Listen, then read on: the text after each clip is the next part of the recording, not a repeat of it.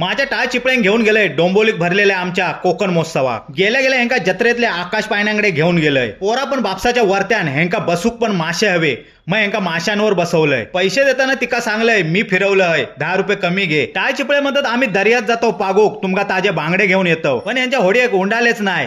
होडी लागली वाऱ्यावर कळंडू. मगे मी सोरो मारलेल्या बंदुकीन नेम धरलंय. बंदूकवाल्याक सांगले मे महिन्यात माका वायच बंदूक दे, गावात डुक्कर पिसावले हत असं सांगून मी पुढल्यावर गेलंय. टॅटूवाल्याक सांगले हातावर आयेचो टॅटू काढ, पण चांगलो काढ. वायच खराब फोटो इलो तर आये मुगड्यान मारीत माका आणि तुका पण. टॅटूवालो घाबरलो. माका म्हणता तुझ्या आईचो फोटो काढूक माका जमूचो नाही. हय बायलेन परबांच्या स्टॉलवर गावठी कोकमा फाव पिटी घेतल्यान आणि टाळ चिपळेने प्रोटीन युक्त मालवणी खाजा घेतल्याने. आज माझा सोमवार हा, तरी पण मासे दिसल्याबरोबर मी वास काढूक गेलंय.